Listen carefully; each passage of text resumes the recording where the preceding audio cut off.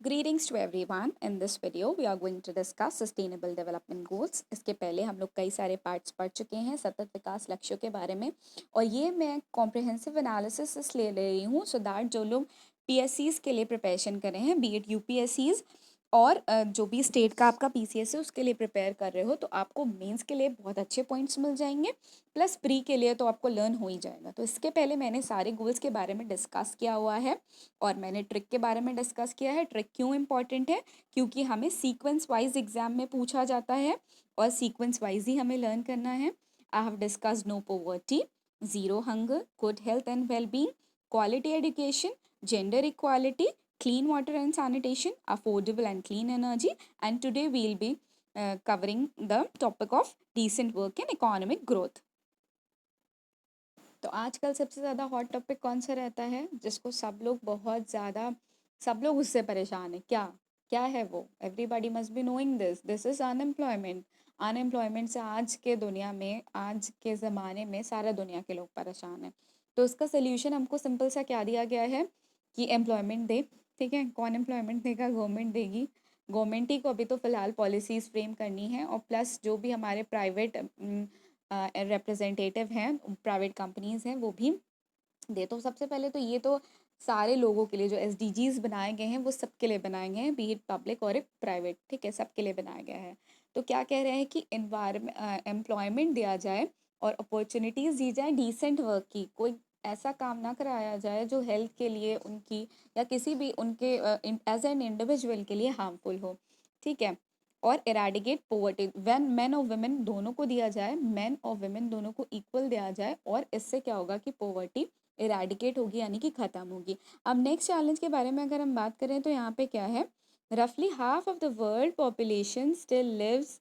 अब क्या कह रहा है कि आधे से ज़्यादा हमारी पॉपुलेशन क्या है, अभी भी वो क्या कमा रही है, $2 पर डे कमा रही है। ठीक है, अगर डॉलर को आप जानते होंगे कि $1 कभी कभी 70 to 75 रुपीज़ तक रहता है। ठीक है, तो मतलब क्या है कि अब $2 की बात हो रही, यानी कि 140 रुपये से लेके 150 रुपये तक ही एक दिन में ये लोग कमा रहे हैं। बहुत सारे लोग, दुनिया के आधे से ज़्यादा लोग क्या है, इतने कमाई पे चल रहे हैं। तो इसका सोल्यूशन क्या है? हम लोग क्या करें, जॉब्स क्रिएट करें ताकि 470 मिलियन लोगों को हम लोग क्या कर सके, उनकी उनकी मार्केट को, जो भी उनकी मार्केट यानी कि उनकी जो एसोसिएशन है, जितने सारे लोग हैं, उनको हम लोग एम्प्लॉयमेंट दे सकें। 2030 के बारे में ये बात कर रहे हैं यहाँ पे कि 470 मिलियन पीपल 2030 तक क्या करेंगे, जॉब की मार्केट में, यानी कि इतने लोग और ज़्यादा आ जाएंगे। तो उनके लिए जॉब्स क्रिएट करना है तो हमको अभी से काम करना होगा। ठीक है, तो हम लोग अभी से इस तरह से काम करें कि 2030 तक 470 मिलियन जो पीपल आ रहे हैं उनके लिए हम लोग जॉब्स क्रिएट कर सकें। नेक्स्ट इज़ कि कुछ ऐसी इकोनॉमिक हमारी एक्टिविटीज़ हैं जिनकी वजह से एनवायरनमेंट को हार्म पहुंच रहा है। मतलब उससे आपको पैसे तो मिल रहे हैं लेकिन एनवायरनमेंट को बहुत ज़्यादा हार्म पहुंच रहा है। तो हमें ऐसी जो भी एक्टिविटीज़ हैं उनको कम करना और ध्यान रखना है कि हमारी इकोनॉमिक एक्टिविटीज़ से, जो हम पैसे कमाने के चक्कर में जो भी एक्टिविटीज़ कर रहे हैं और जिससे एनवायरनमेंट पे इम्पैक्ट पड़ रहा है, उसे कम से कम किया जा सके, उससे रिड्यूस किया जा सके, और नेचुरल रिसोर्स का और एनवायरनमेंट का हम लोग सस्टेनेबली यूज़ करें। So next we'll be talking about industry, innovation and infrastructure. तो पहला चैलेंज क्या है कि बहुत सारी ऐसी कंट्री हैं जिसमें बेसिक और रेजिलियंट इंफ्रास्ट्रक्चर की कमी है। यानी कि कुछ भी हो रहा है, ज़रा सा भी क्या मतलब 10-15 साल में वो गिर जा रही है। तो ये क्या है, इसका मतलब क्या है कि उनके पास इंफ्रास्ट्रक्चर जो है वो रेजिलियंट नहीं है, वो रेजिस्टेंट नहीं है। जो भी आपके नेचुरल डिजास्टर्स है, या आप कुछ भी कह लीजिए, ह्यूमन एंथ्रोपोजेनिक एक्टिविटीज से ड्रिलिंग हो रही है, कुछ भी हो रहा है, बगल की बिल्डिंग आपकी गिर गई, इसका मतलब क्या है कि वो इंफ्रास्ट्रक्चर आपका रेजिलियंट नहीं है। तो इसका सोल्यूशन क्या है कि हम लोग इंफ्रास्ट्रक्चर में अच्छा खासा इन्वेस्ट करें जिससे कि ग्रोथ एंड डेवलपमेंट को बढ़ाया जा सके। अब नेक्स्ट क्या कह रहा है कि पुअर इंफ्रास्ट्रक्चर जो होता है वो बिजनेस के लिए बहुत बड़ा बैरियर है। मतलब ख़राब इंफ्रास्ट्रक्चर अगर होगा तो वहाँ पे आप फिर बिजनेस नहीं कर पाओगे। तो इसका सोल्यूशन क्या है कि हम लोग इनोवेशन लाएं अपने इंफ्रास्ट्रक्चर में, उसको ग्रीन इंफ्रास्ट्रक्चर बनाएं, एनर्जी एफिशिएंट बनाएं।